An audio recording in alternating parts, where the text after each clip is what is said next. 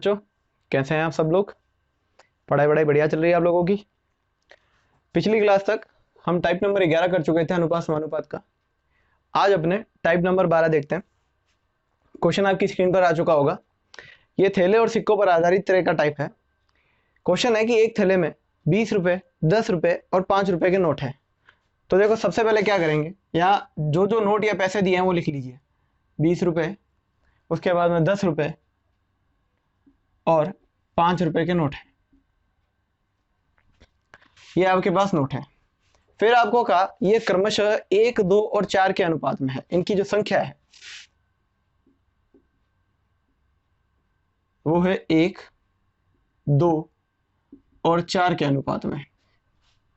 और आपको फिर आगे कहा कि इनके कुल मान अगर 3000 रुपए हो, इनके कुल मान अगर 3000 रुपए हो तो 5 रुपए के नोटों की संख्या ज्ञात करनी है। आपको ये दे रखा है कि कुल रुपए जो हैं वो है 3000 और आपको बताना है 5 रुपए के नोटों की संख्या। तो देखिए, इस तरह के क्वेश्चन को कैसे करेंगे। सबसे पहले 20 रुपए, 10 रुपए, 5 रुपए ये सवाल में दिए हुए थे और साथ ही साथ आपको संख्या भी दी गई थी कि ये 1, 2 और 4 के अनुपात में है। अब देखिए, आप इनका मूल्य लिखिए। अगर मैं आपसे कहूं कि आपके पास 20 रुपए का एक नोट है तो आपके पास कितने रुपए हुए। आप कहोगे अगर 20 रुपए का एक नोट है तो मेरे पास रुपए हो गए 20। मैं आपसे कहूं आपके पास 10 रुपए के दो नोट हैं तो आपके पास कितने रुपए हो गए। आप कहोगे 10 रुपए के दो नोट मतलब 10 दूनी कितने हो गए, 20 रुपए। सिमिलरली अगर आपके पास 5 रुपए के 4 नोट हैं तो भी आपके पास रुपए कितने होंगे, 5 के 20 रुपए। तो मैंने क्या किया, सबसे पहले संख्या लिखी 1, 2 और 4, उसके बाद में मूल्य निकाला। मूल्य कैसे निकाला जाता है कि अगर आपके पास 20 रुपए का एक नोट तो आपके पास 20 रुपए, 10 रुपए के दो नोट तो 20 रुपए और 5 रुपए के 4 नोट यानी 5 के कितने रुपए, 20 रुपए। तो इस हिसाब से तो आपके पास 20, 20, 40 और 20, 60 रुपए होने चाहिए थे टोटल। हिसाब से देखा जाए तो आपके पास 60 रुपए होने चाहिए थे, लेकिन उसने तो कहा कुल रुपए कितने होंगे 3000 और आपके पास कितने हो रहे हैं, केवल 60। तो 60 की वैल्यू अगर 3000 के बराबर पुट कर दी जाए तो एक का मान आ जाएगा 3000 बटे में 60, यह आ जाएगा आपके पास 50। एक का मान 50 आ गया। और अगर एक का मान 50 आ गया तो आपसे पूछा गया था 5 रुपए के नोटों की संख्या कितनी है। देखो संख्या रही 4, 5 रुपए के नोट हैं 4। तो जब एक का मान 50 है तो 4 का मान निकाल लीजिए। 4 का मान आ जाएगा 4 गुणा 50 यानी कि 200। यह आपका आंसर बन गया। यह संख्या निकालनी थी आपको, यानी ऑप्शन नंबर बी आपके इस सवाल का आंसर आ गया। मैं दोबारा रिपीट कर देता हूं कि 20 रुपए के, 10 रुपए के और 5 रुपए के नोट थे। संख्या कितनी कितनी थी, 1, 2 और 4 के अनुपात में थी। अगर आप 20 रुपए का एक नोट लेके घूमते हो तो 20 रुपए बनते हैं, 10 रुपए के दो नोट लेके घूमते हो तो 20 रुपए बनते हैं और 5 रुपए के 4 नोट लेके घूमते हो तो भी 20 रुपए बनते हैं। तो देखो टोटल करके देखिए, 20, 20, 40 और 20, 60 यानी आपके पास टोटल हुए 60 रुपए, जबकि होने कितने चाहिए थे 3000। तो 60 की वैल्यू 3000 के बराबर पुट कीजिए। एक का मान आ गया 50 और अगर एक का मान 50 है तो आपसे पूछा 5 रुपए के नोटों की संख्या। 5 रुपए की संख्या देख लीजिए कितनी है, 4। तो 4 की वैल्यू आ जाएगी 4 गुणा 50 यानी कि 200। तो 200 संख्या आ जाएगी। आई होप आपको बात समझ में आ गई होगी। नोट कर लीजिए इस क्वेश्चन को। चलिए बच्चों, इसी टाइप का सेकंड क्वेश्चन देखते हैं।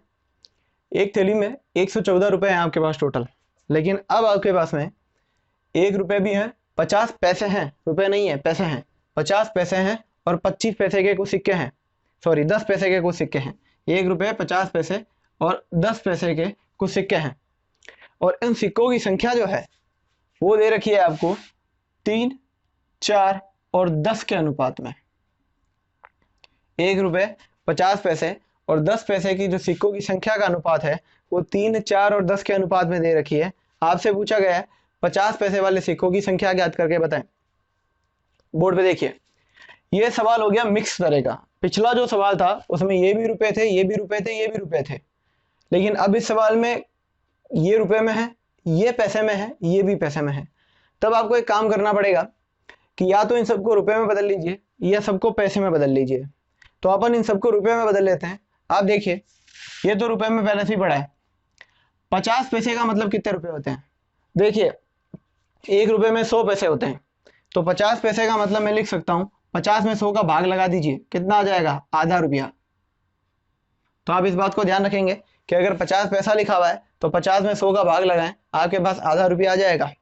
सिमिलरली अगर आपके पास 10 पैसे हैं, इसको रुपयों में बदलना है, तो 10 में 100 का भाग लगाओ।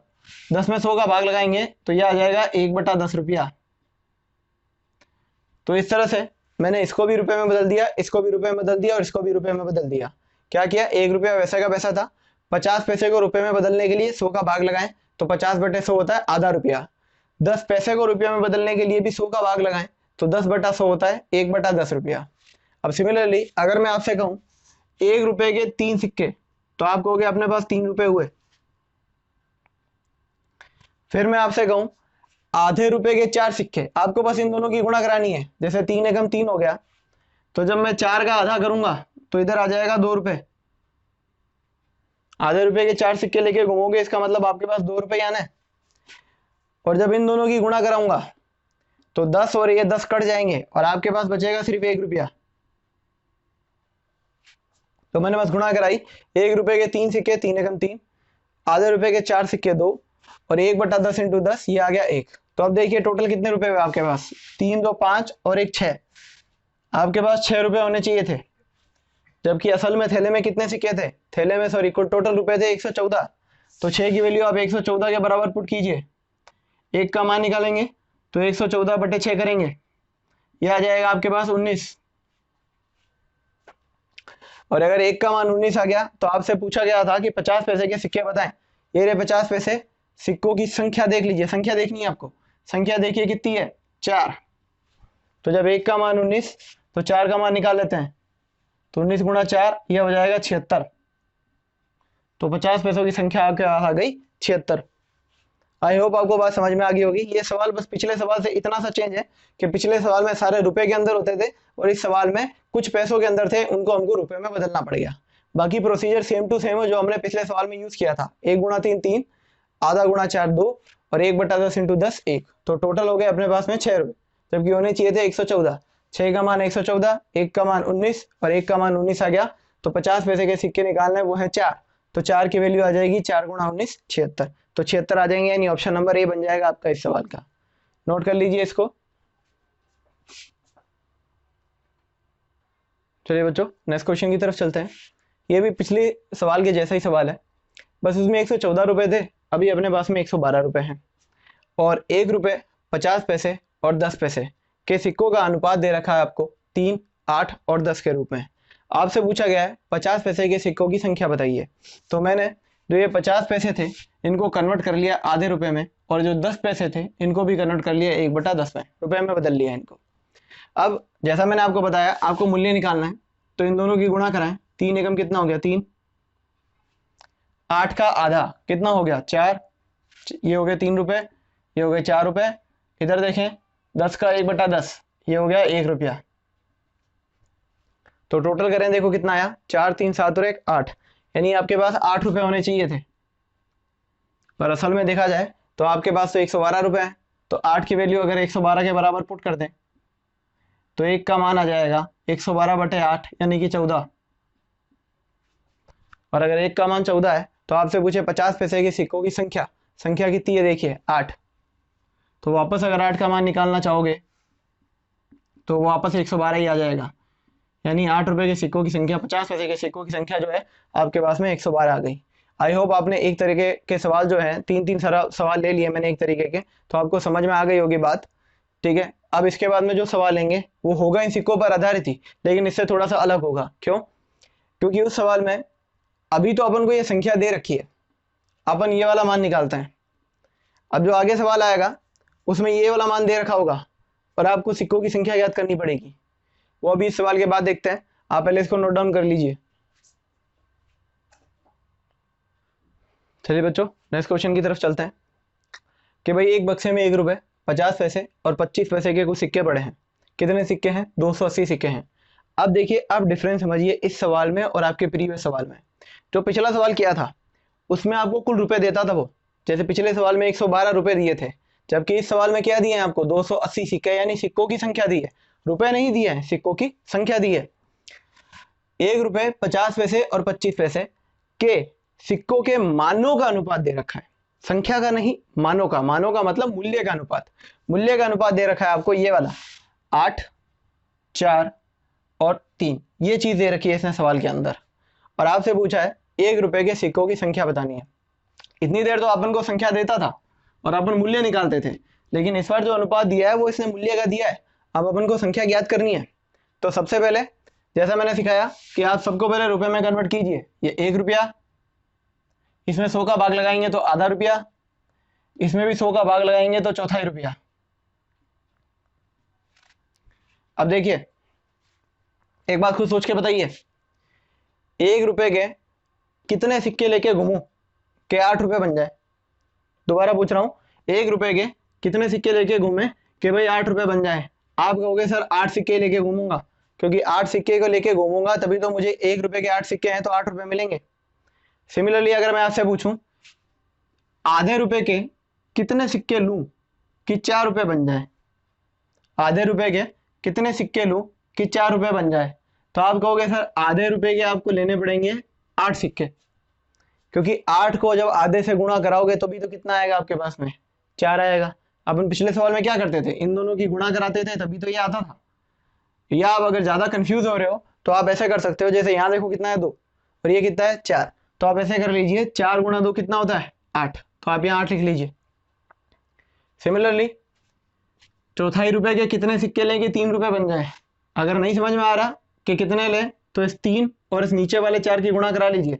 4 3 कितना हो गया 12, तो आप यहाँ लिख लीजिए 12 सिक्के। दोबारा रिपीट किए दे रहा हूँ, अपने पास में बीच की संख्या निकालनी थी अपन को, तो मैंने कहा 1 रुपए के कितने सिक्के लूँ कि 8 रुपए बन जाए? तो आपने कहा 8 सिक्के लेने पड़ेंगे ताकि 8 एकम 8 बन जाए। फिर 50 पैसे के कितने सिक्के लें कि 4 रुपए बन जाए? तो जिस बच्चे को ये बात समझ में नहीं आती कि कितने सिक्के लें, वो ऐसा कीजिए इस 4 को इस 2 से गुणा करा दीजिए, 4 दूनी 8 आ गया। और फिर 25 पैसे यानी चौथाई रुपए के कितने सिक्के लेंगे 3 रुपए बन जाए आपके पास में। तो फिर जिसको बात समझ नहीं आई वो ऐसा करें कि 3 इंटू 4 कर दीजिए, इधर कितना आ जाएगा 12। तो अब देखिए आपके पास में इधर 8 सिक्के, इधर 8 सिक्के और इधर आ गया अपने पास में 12 सिक्के। तो टोटल देखो कितने सिक्के आ गए, 12 8 20 और 8 28। आपके पास सिक्के हो गए टोटल 28, जबकि उसने कहा था सिक्के होने कितने चाहिए 280। तो 28 की वैल्यू अगर 280 के बराबर है तो 1 का मान आ गया 10, और अगर 1 का मान 10 है तो आपसे पूछा गया है 1 रुपए के सिक्कों की संख्या। 1 रुपए के सिक्कों की संख्या कितनी है 8, तो 8 की वैल्यू निकाल लीजिए। 8 का मान आ जाएगा 8 गुणा 10 80, तो 1 रुपए के सिक्कों की संख्या 80 आ गई। तो मैं दोबारा रिपीट कर देता हूँ फटाफट, 1 रुपए के कितने सिक्के लूँ कि 8 बन जाए? आपने कहा 8, 4 गुणा 2 8, 3 गुणा 4 12, तो टोटल सिक्के देखो 8 8 16, 16 और 12 कितने हो गए 28। क्या 28 सिक्के हो रहे हैं? जबकि होने कितने चाहिए थे 280। तो 28 की वैल्यू 280 के बराबर 1 का मान 10 आ गया, और अगर 1 का मान 10 है तो 1 रुपए के सिक्कों की संख्या 8 है, 8 की गुणा करा दीजिए 10 से कितना आ जाएगा 80। तो इस सवाल का आंसर आ जाएगा आपके पास 80। नोट डाउन कर लीजिए इसको। चलिए बच्चों नेक्स्ट क्वेश्चन पे चलते हैं। सेम उसी तरह का क्वेश्चन है जैसा अभी पिछला क्वेश्चन किया था अपन ने, कि भाई अब अपने पास में 282 सिक्के हैं, इसमें 1 रुपए के कुछ हैं, 50 पैसे के कुछ हैं और 25 पैसे के कुछ हैं। मैंने पहले इनको रुपए में बदल लिया, आपको सिखाया था 50 में 100 का भाग लगाएं, आधा रुपया बन गया, 25 में 100 का भाग लगाएं, चौथाई रुपया बन गया। इनके मानों का अनुपात देखिए, इनके मानों का अनुपात दे रखा है आपको 12, 19 और 11 के अनुपात में। ये इनके मानों का अनुपात है 12, 19 और 11। तो सबसे पहले अपन संख्या निकालते हैं, फिर वही तरीका, 1 रुपए के कितने सिक्के लेके 12 रुपए बन जाए? आप कहोगे 12 सिक्के लेने पड़ेंगे ताकि 12 इंटू 1 12 बन जाए। उसी तरह से आधे रुपए के कितने सिक्के लूं कि 19 रुपए बन जाए? तो मैंने आपको सिखाया था इस 19 की इस नीचे वाले 2 से गुणा करा दीजिए, यह आ जाएगा 38, 19 दूनी 38। उसी तरह से चौथाई रुपए के कितने सिक्के लेके 11 बन जाए, इस 11 की इस 4 से गुणा करा दीजिए, आपके पास हो जाएगा 44। तो टोटल कर लेते हैं, 12 और 38 हो गया 50, 50 और 44 हो गया 94, यानी टोटल आपके पास में 94 सिक्के होने चाहिए थे, पर सिक्के 94 नहीं है, सिक्के आपके पास में 282 हैं। तो 94 की वैल्यू 282 के बराबर पुट कीजिए, 1 का मान निकालते हैं 282 बटा 94, तो 1 का मान आ गया 3, और अगर 1 का मान 3 आ गया तो आपसे पूछा है 50 पैसे के सिक्कों की संख्या, 50 पैसे के सिक्कों की संख्या देखिए कितनी दे रखी है, 38। तो 38 का मान आ जाएगा आपके पास 38 इंटू 3 यानी कि 114। यह आपके पास आंसर आ गया। तो बच्चों सिक्के पर आधारित ये दो तरह के सवाल ही पूछे जाते हैं, या तो जो पिछला सवाल मैंने कराया था या फिर इस तरह का सवाल। ये दो ही तरह के टाइप के बनते हैं इस सिक्के वाले सवाल में, और काफी इंपॉर्टेंट टाइप है अनुपात समानुपात के अंदर। तो आपको ये दोनों तरह के सवाल समझ में आने चाहिए। तो पिछले कुछ सवाल कराए थे और ये कुछ सवाल कराए थे। एक तो जिसमें आपको संख्या दे रखी है आप मूल्य निकालते हो, और एक जिसमें मूल्य दे रखी है आप संख्या निकालते हो। तो इन दोनों तरह के सवालों को ढंग से करना। और अगर आपको फिर भी कोई बात समझ में नहीं आती है तो आप उस नंबर पर डाउट भेज दीजिए जो आपकी स्क्रीन पर नीचे चलता रहता है। और फिर भी अगर कोई बात समझ में नहीं आती है तो आप कमेंट भी कर सकते हैं मुझे। नीचे कमेंट में लिख दीजिए कि सर ये क्वेश्चन समझ में नहीं आया। आपके सारे डाउट, आपके सारे कमेंट्स, इसमें जो कुछ भी आपकी समस्याएं रहती है उनको कंपाइल करके मैं एक अलग से वीडियो बना दूंगा जिसमें आपके सारे डाउट्स का सॉल्यूशन दे दूंगा मैं आपको। नोट कर लीजिए आप इस क्वेश्चन को। हाय बच्चों, नेक्स्ट टाइप में चलते हैं। ये जो नेक्स्ट टाइप है आपका, ये विविध का टाइप है, मिसलेनियस का टाइप है, जिसमें अलग अलग तरह के क्वेश्चन जो अनुपातों में आते हैं, डिफरेंट डिफरेंट एग्जामिनेशन में आए हुए हैं, उन सभी क्वेश्चन को इस वाले टाइप में अपन कवर करेंगे। तो लगा लीजिए अगला टाइप, टाइप नंबर 30। और उसका पहला सवाल जो है आपकी स्क्रीन पर आ चुका होगा कि 3 कक्षाओं की विद्यार्थियों की संख्याओं का अनुपात। 3 कक्षाएं हैं आपके पास में, इसमें विद्यार्थियों की संख्याओं का अनुपात आपको दे रखा है 2, 3 और 5 कि पहली क्लास में 2, दूसरी में 3 और तीसरी में 5 विद्यार्थी हैं। इस तरह से प्रत्येक कक्षा में वो कह रहा है 20-20 विद्यार्थी बढ़ा दिए। तो जो नया अनुपात है वो है 4, 5, 7। नया अनुपात हो गया 4, 5 और 7। पहले आपके पास जो अनुपात था वो था 2, 3 और 5। प्रत्येक क्लास में हमने 20-20 विद्यार्थी बढ़ा दिए, तो नया अनुपात हो गया 4, 5 और 7। तो आपसे पूछ रहा है कि बढ़ोतरी से पहले कुल विद्यार्थियों की संख्या कितनी थी। बढ़ोतरी से पहले मतलब यहाँ की टोटल पूछ रहा है वो आपसे। तो आप एक बात समझिए, आप इधर देखिए, यहाँ ये 2 से 4 हो रहा है, इसका मतलब कितना बड़ा होगा, ये 2 बड़ा होगा। 3 से 5 हो रहा है, इसका मतलब कितना बड़ा, 2 बड़ा। 5 से 7 हो रहा है, इसका मतलब कितना बड़ा, 2 बड़ा। यानी हम देखें अनुपातों को देखा जाए तो हमको यहाँ दिख रहा है कि सब जगह से 2, 2, 2 बढ़ रहा है, जबकि असल में वो कह रहा है कि हमने कितने विद्यार्थी बढ़ाए थे। क्वेश्चन देखिए, उसने कहा था हमने सब में 20 विद्यार्थी बढ़ाए हैं, इसमें भी 20 बढ़ाए थे, इसमें भी 20 बढ़ाए थे, इसमें भी 20 बढ़ाए थे। लेकिन अनुपातों को देखा जाए तो यहाँ तो दिख रहा है कि 2, 2 बढ़े हैं। इसका मतलब जो अपना 2 है वो उसके 20 के बराबर है, क्योंकि हमारे तो यहाँ 2 बढ़ रहा है जबकि बढ़ने असल में चाहिए थे 20। तो अगर 2 का मान 20 के बराबर तो 1 का मान निकाल लीजिए, कितना आ गया, 10। 1 का मान 10 के बराबर हो गया। फिर आपसे पूछा बढ़ोतरी से पहले, पहले यानी इधर कुल विद्यार्थियों की संख्या, तो कुल निकालिए। 2 और 3 5, 5 और 5 टोटल कितना हो गया, 10। ये हो गया कुल। तो जब हमारे 1 का मान 10 है तो इस 10 का मान कितना आ जाएगा, इस 10 का मान आ जाएगा 10 इंटू 10 यानी 100। यानी बढ़ोतरी से पहले कक्षा में आपके टोटल 100 विद्यार्थी थे। और आपसे अगर बढ़ोतरी के बाद पूछा जाए तो पहले तो 100 थे ही, 20 इधर बढ़े, 20 इधर बढ़े, 20 इधर बढ़े, टोटल बढ़ गए 60। तो 100 में 60 और जोड़ दीजिए, 160 बढ़ोतरी के बाद आ जाएंगे। मैं दोबारा रिपीट किए देता हूँ कि पहले आपके पास 2, 3 और 5 थे विद्यार्थी इन कक्षाओं में, उसके बाद हर क्लास में 20-20-20 बढ़ाए, तो अनुपात बन गया 4, 5 और 7। तो क्वेश्चन के हिसाब से तो सब में 20-20-20 बढ़ाए गए, जबकि अनुपातों को देखा जाए तो यहाँ भी 2 बढ़ा, यहाँ भी 2 बढ़ा, यहाँ भी 2 बढ़ा, जबकि बड़ा सिर्फ 2 ही है। तो हमारे 2 का मान उसके 20 के बराबर, तो हमारे 1 का मान 10 के बराबर आ जाएगा। उसने पूछा बढ़ोतरी से पहले टोटल संख्या, तो बढ़ोतरी से पहले टोटल देखिए 2, 3, 5 और 5 कितनी होगी, 10। तो 10 का मान आ जाएगा 10 गुणा 10, 100। आई होप आपको बात समझ में आ गई होगी। नोट डाउन कर लीजिए इसको। चलिए बच्चों, नेक्स्ट क्वेश्चन आपकी स्क्रीन पर आ गया। ये भी सेम क्वेश्चन है जैसा अपन ने पिछला क्वेश्चन किया था कि अब इन 3 कक्षाओं में विद्यार्थियों की संख्याओं का जो अनुपात है वो है 4, 6 और 9। उन कक्षाओं में प्रत्येक में 12, 12 और 12 बढ़ गए। इसमें भी 12 विद्यार्थी बढ़े, इसमें भी 12 बढ़े और इसमें भी 12 बढ़ गए। तो अब जो अनुपात हो गया वो कह रहा है कि 7, 9 और 12 हो चुका है। पहला अनुपात था 4, 6, 9, लेकिन सब क्लास में 12, 12, 12 बढ़ा है, और अब जो अनुपात हो गया वो हो गया 7, 9, 12। तो अब इधर देखिए 4 से 7 हुआ है, इसका मतलब बढ़ा कितना, वो 3, क्योंकि 4 में 3 बढ़ाएंगे तभी तो 7 आएगा। 6 से 9 हुआ है तो कितना बढ़ा है, यानी 3। और 9 से 12 हुआ है, इसका मतलब कितना बड़ा है 3। देखा जाए तो सब में सिर्फ 3 3 3 की वृद्धि हो रही है, जबकि असल में उसने कहा था कि उसने कितने विद्यार्थी बढ़ाए हैं 12। तो अपना जो ये 3 है वो उसके 12 के बराबर होगा। तो अगर 3 का मान 12 है तो 1 का मान आ जाएगा 4, 3 में भाग लग जाएगा इसका। और अगर 1 का मान 4 है तो उसने कहा वृद्धि से पहले टोटल विद्यार्थियों की संख्या बताओ। वृद्धि से पहले 4 और 6 10, 10 और 9 कितने हो गए 19। वृद्धि से पहले टोटल विद्यार्थी थे 19। तो जब हमारे 1 का मान 4 है तो 19 का मान आ जाएगा 19 गुणा 4 यानी कि 76। तो आप कहोगे वृद्धि से पहले कक्षा में टोटल कितने विद्यार्थी थे 76 विद्यार्थी थे। तो ये सेम क्वेश्चन था प्रीवियस क्वेश्चन की जैसा, नोट कर लीजिए इसको। आइए बच्चों नेक्स्ट क्वेश्चन की तरफ चलते हैं।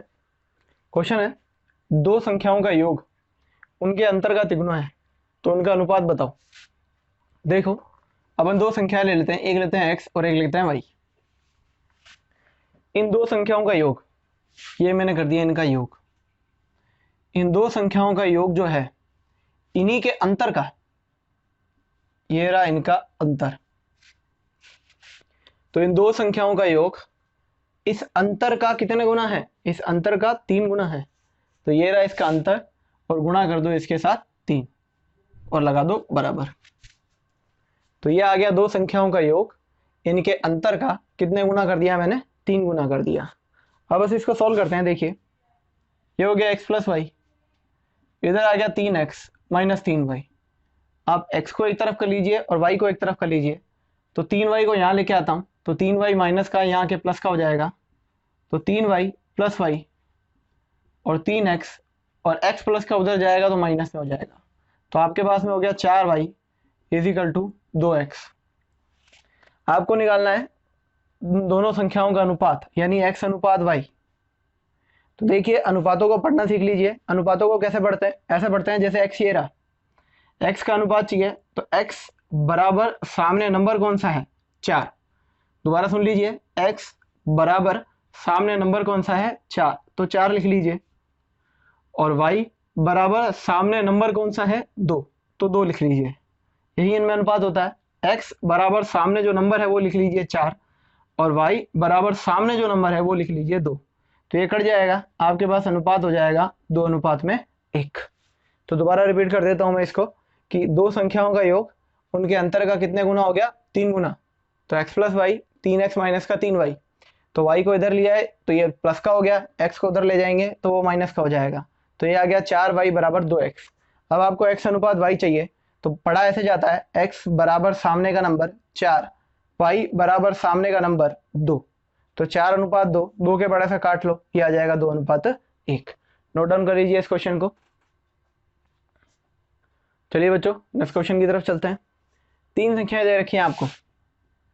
उसने कहा 3 संख्याएं 5, 7 और 12 के अनुपात में है। 5, 7 और 12 के अनुपात में है, यह क्वेश्चन है। फिर आपको कहा यदि उनमें से पहली, ये रही पहली संख्या, और तीसरी, ये रही तीसरी संख्या, पहली और तीसरी का योग, आप मुझे बताएं 5 और 12 की जोड़ कितनी होती है 17। पहली और तीसरी का योग कितना आ गया 17। दूसरी से 50 ज्यादा हो। आप मुझे एक बात बताएं, 5 और 12 का योग आ रहा है मेरे पास 17। 17 जो है इस 7 से कितना ज्यादा है, 10 ज्यादा हुआ कि नहीं हुआ। पहली और तीसरी का योग कितना आ रहा है 17। 17 जो है इस दूसरी संख्या से कितनी ज्यादा है, 17 में से 7 घटा के देखो कितनी ज्यादा आती है 10। तो अपने अनुपातों में देखा जाए तो ये तो 10 ज्यादा हो रहा है, जबकि उसने सवाल में कहा कि दूसरी संख्या से ज्यादा कितना होना चाहिए 50। तो 10 का मान 50 के बराबर, तो 1 का मान कितना आ गया 5। 1 का मान हमने निकाल लिया 5। और अगर 1 का मान निकाल लिया तो उसने पूछा तीनों संख्याओं का योग बताओ, योग कर दो।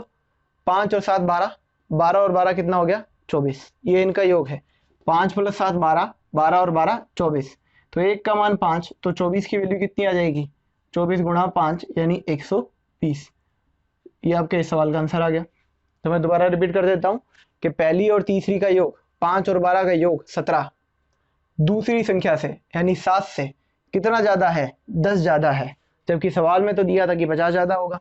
यानी 10 का मान 50 के बराबर, 1 का मान 5 के बराबर और 1 का मान 5 आ गया। तो आपसे पूछा इन तीनों का योग बताएं, तो 5 और 7 12, 12 12 24। तो 24 का मान आ जाएगा 24 गुणा 5 120। ये आपके सामने आंसर आ गया, नोट कर लीजिए इसको। आइए बच्चों नेक्स्ट क्वेश्चन की तरफ चलते हैं।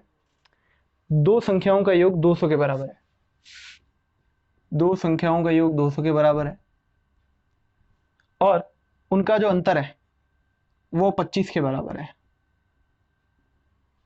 तो आपसे पूछा इन दोनों संख्याओं का अनुपात बताओ। दो संख्याओं का योग आपको कहा कि 200 के बराबर है और इन दोनों का अंतर जो है 25 के बराबर है। तो दोनों संख्याओं का अनुपात पूछा है आपसे। तो देखिए आपको सबसे पहले क्या करना है, पहले इन समीकरणों को जोड़ देते हैं। जब इनको जोड़ेंगे तो y से y कट गया, इधर आ गया 2x और ये आ गया 225।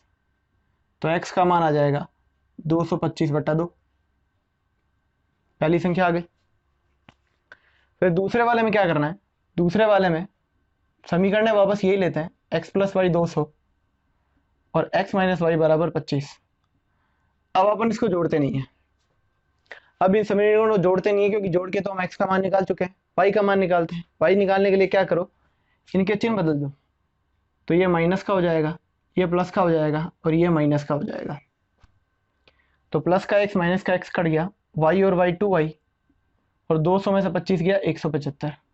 तो y की वैल्यू आ गई 175/2।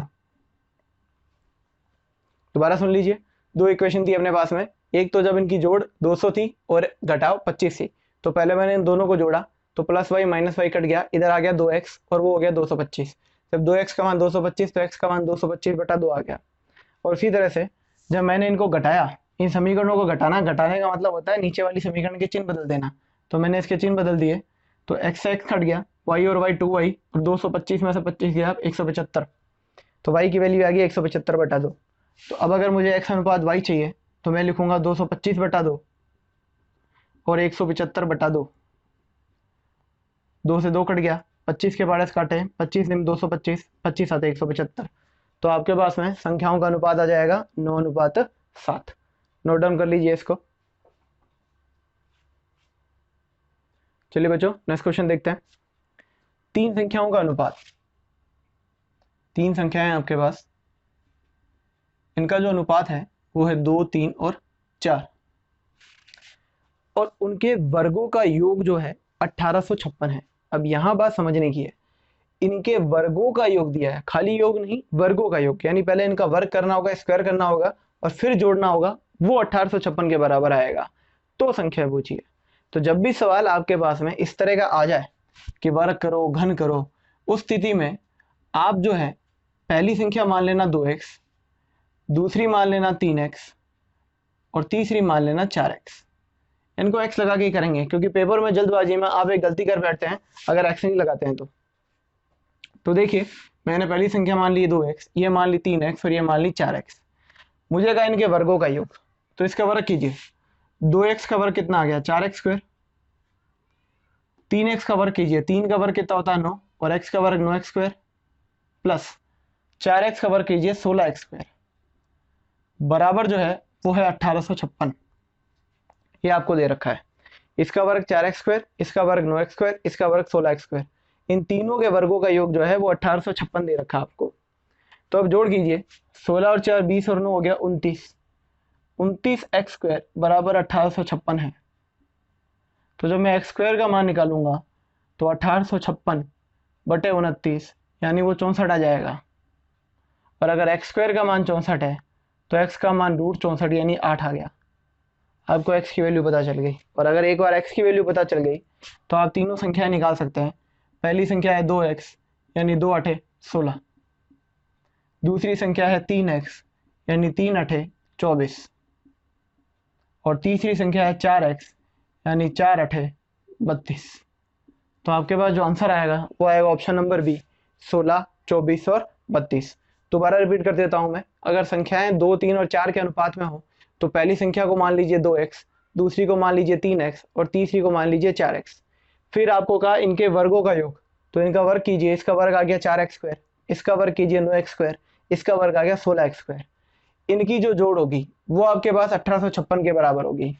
तो इनकी जोड़ 1856 के बराबर आई तो हो गया 29x² 1856, तो x² 64, तो x का मान आ गया 8, और x का मान 8 आ गया तो x की वैल्यू अपनी जगह रख दो, तो 2 8 कितना हो गया 16, 2 8 कितना हो गया 24, और 8 चौके कितना हो गया 32, तो आपके पास संख्या आएगी 16, 24 और 32। नोट कर लीजिए इस क्वेश्चन को। आइए बच्चों नेक्स्ट क्वेश्चन की तरफ चलते हैं। आपको वगैरह क्या 3 संख्या है, 1/2, 2/3 और 3/4 इस अनुपात में है। तो सबसे पहले आपको क्या करना पड़ेगा, इसको सिंप्लीफाई करना पड़ेगा। तो सिंप्लीफाई करने का तरीका मैंने पिछले टाइप में सिखा रखा है। आपको क्या करना है, ऐसा नंबर लाना है जो 2 के पाड़े में आ जाए, 3 के पाड़े में आ जाए और 4 के पाड़े में आ जाए। तो 2, 3 और 4 के पाड़े में एक ही नंबर आता है, छोटे से छोटा, वो है 12। तो आप 12 की गुणा करा दीजिए। तो 12 का जब मैं आधा करूंगा तो वो 6 आएगा। 12 जब इससे गुणा करेगा तो 3 चौके 12 और 4 दूनी कितना आ गया 8, और 12 जब इससे गुणा करेगा तो ये आ जाएगा 9। तो 12 सबसे गुणा करेगा, 12 ने पहले आधे से गुणा की तो 6 हो गया, 12 ने 2/3 से गुणा की तो 8 हो गया, और 12 ने 3/4 से गुणा किया तो 9 हो गया। तो अब आपको कहा कि सबसे बड़ी संख्या ये रही, सबसे बड़ी संख्या, और सबसे छोटी संख्या ये रही, सबसे छोटी संख्या, इनके बीच का अंतर जो है वो 48 है। आप देख के बताएं अपने यहाँ पे अंतर कितने का है। 9 और 6 के बीच का अंतर कितना है 3, जबकि वो तो कह रहा है कि अंतर 48 का है। तो अगर 3 का मान 48 है तो 1 का मान कितना आ गया 16, 16 थी 48 है, और 1 का मान 16 है। तो संख्याएं बतानी है, तो संख्याएं पहली कौन सी है 6, तो 6 का मान आ जाएगा 6 × 16 यानी कि 96। दूसरी संख्या है 8, 8 × 16 यानी आपके पास में आ जाएगा 128, और तीसरी है 9, 9 × 16 तो वो आ जाएगा 144। तो आपके पास में तीनों संख्या आ गई। इस तरह से हमने क्या किया, सबसे पहले इसको सिंप्लीफाई किया, 12 से गुणा करा के 6 8 9 आ गया। सबसे बड़ी संख्या और सबसे छोटी संख्या का अंतर देखा, वो है 3, जबकि ये तो कह रहा है अंतर 48 होना चाहिए था। तो 3 का मान अगर 48 है तो 1 का मान 16 आ गया, और अगर 1 का मान 16 आ गया तो 6 का मान आ जाएगा 6 × 16 96, 8 × 16 128, और 9 × 16 144। वैसे ये क्वेश्चन आपके पास में ऑप्शन से भी इजीली हो जाता। अगर आपके ऑप्शन देखे जाएं सारे के सारे, तो पहला ऑप्शन था 72 84 108, दूसरा ऑप्शन है आपके पास में 72 96 108, तीसरा ऑप्शन है आपके पास में यही 96 28 144, और चौथा ऑप्शन है 72 96 128। ये ऑप्शन से इस तरह से हो जाता क्योंकि इसने कहा था कि बड़ी संख्या और छोटी संख्या के बीच का जो अंतर है वो कितना होना चाहिए 48। बड़ी संख्या और छोटी संख्या इनका डिफरेंस, जरा इनका डिफरेंस लो, 48 नहीं आता, इनका डिफरेंस लेंगे तो ये आएगा आपके पास 36। ठीक है, 48 नहीं आ रहा तो गड़बड़ हो गया। इसमें भी देखिए बड़ी संख्या और छोटी संख्या इनका भी डिफरेंस 48 नहीं आ सकता। इधर देखिए इनका डिफरेंस ले तो इनका डिफरेंस देखिए बड़ी संख्या छोटी संख्या का ये आता है 56, आपके पास में डिफरेंस वो भी नहीं आ सकता। तो एक ही ऑप्शन बचा था आपके पास में 96 28 और 144 का, जिसमें से बड़ी संख्या और छोटी संख्या के बीच का अंतर कितना था 48। तो अगर आप सवाल नहीं करते ऑप्शन देखते तो भी यह सवाल होना संभव था, कोई दिक्कत नहीं थी। तो मैंने बेसिक से भी बता दिया आपको, ऑप्शन से भी बता दिया। नोट कर लीजिए इस क्वेश्चन को। तो बच्चों आगे के क्वेश्चन करने के लिए आपको मैथ के कुछ बेसिक फॉर्मूले के बारे में जानकारी होनी चाहिए। तो वो फॉर्मूले मैं आपको बोर्ड पे लिखा देता हूँ, आप में से कई बच्चों को आते होंगे और जिनको नहीं आते वो प्लीज़ नोट डाउन कर लीजिए। पहले नंबर का फॉर्मूला, सबसे बेसिक फॉर्मूला, a + b का होल स्क्वायर होता है a² + b² प्लस में 2ab। फिर दूसरे नंबर का फॉर्मूला a - b का होल स्क्वायर, तो a² + b² माइनस का 2ab। तीसरा फॉर्मूला a² - b² वो हो जाएगा a + b और a - b। चौथा फॉर्मूला a³ + b³ वो होता है a + b a² - ab + b²।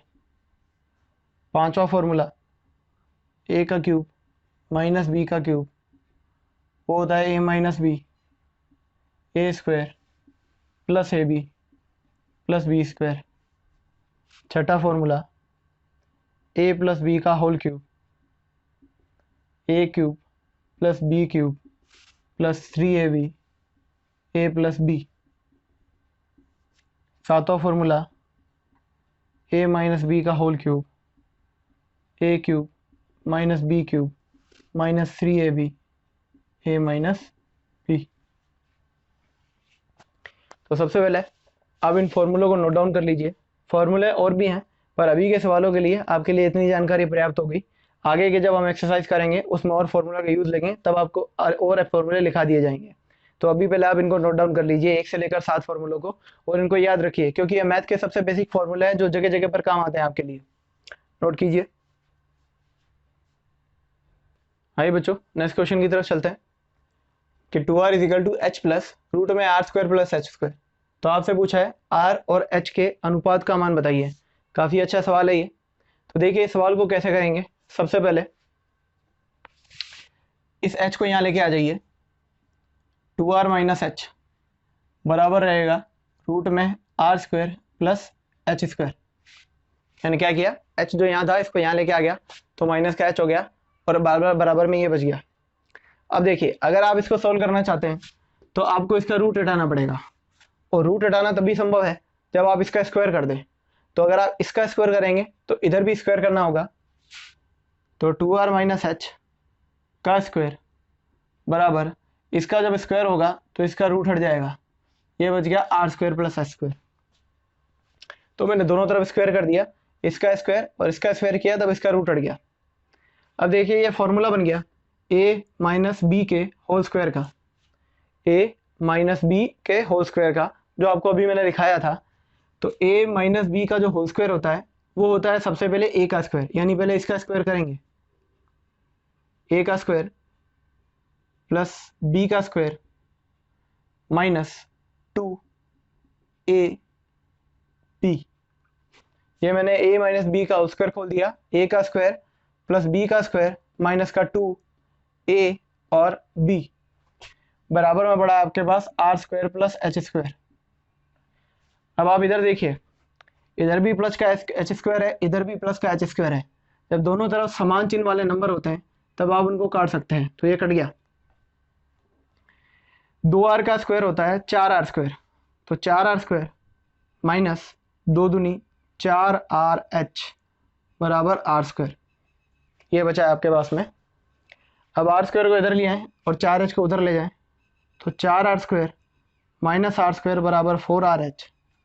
आपके पास में बच गया 3r स्क्वायर बराबर 4rh।